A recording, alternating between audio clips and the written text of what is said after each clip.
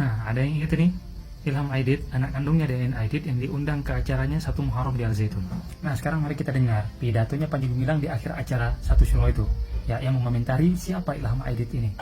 Ya sudah, mengapa Syekh ingin berjumpa dengan beliau? Ingin tahu? Beliau adalah putra orang besar, putra tokoh yang punya gagasan. Jangan pernah cerita hasil tidak hasil, tapi punya gagasan. Beliau adalah putra daripada tokoh Dipa Nusantara A. Nama beliau Dipa Nusantara A. Kalau dahulu semua orang menyebutkan DN, A-nya dipanjangkan. Tapi kalau saya hari ini menyebutkan putra daripada Dipa Nusantara A. Itu beliau. Saya ingin duduk bersama untuk menerjemahkan daripada tema peringatan Syuro hari ini. Teman-teman dengar sendiri kan?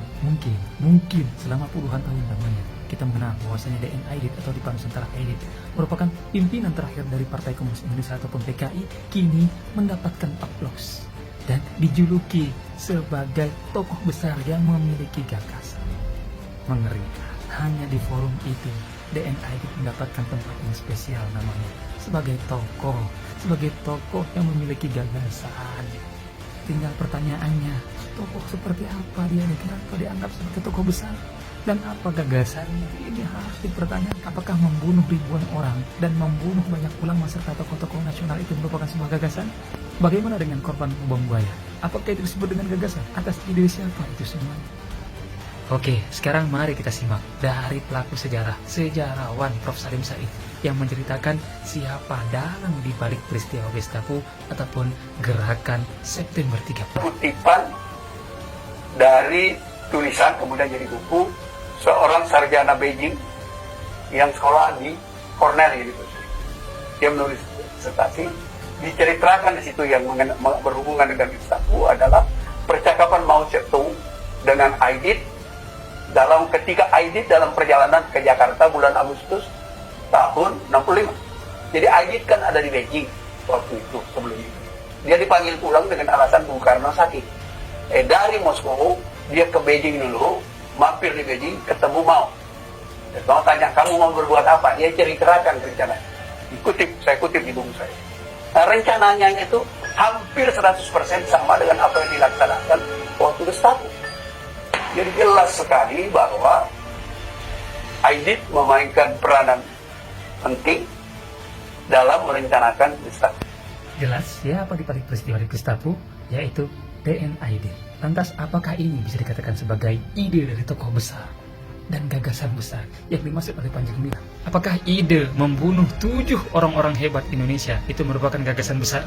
Itu diajarkan kepada anak-anak kita di buku sejarah, betapa kejamnya mereka. Dan itu belum termasuk bagaimana mengerikannya mereka, bagaimana bengisnya mereka, bagaimana sadisnya mereka membantai ribuan orang di desa Kresek, Madiun, yang sekarang dijadikan monumen. Bahkan dari ribuan orang yang mereka bantai, berapa banyak ulama, berapa banyak santri, dan berapa banyak tokoh-tokoh hebat yang mereka hilangkan nyawanya.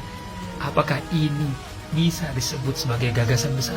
Apakah orang yang melakukan kekejian ini bisa dikatakan sebagai tokoh yang besar? Jangan pernah mengaburkan nama DN Aidit dengan Dipa Nusantara A. Tidak. Anak cucu kita harus kita ajarkan siapa DN Aidit. Karena sejarah akan berulang. Sejarah harus diajarkan kepada anak cucu kita. DN Aidit, nama DN Aidit sudah cukup melekat dalam benak orang Indonesia sebagai pimpinan PKI yang cukup keji, yang tidak menginginkan negara kesatuan Republik Indonesia berdiri tegak. Jangan sesekali membelokkan fakta sejarah. Jangan sesekali membenarkan fakta yang salah. Mereka adalah orang-orang yang cukup banyak melanggar aturan-aturan HAM. Mereka adalah orang-orang yang mengabaikan kemanusiaan. Mereka adalah orang-orang yang mengabaikan banyak aturan-aturan, baik aturan negara, apatah lagi aturan agama. Ingat itu.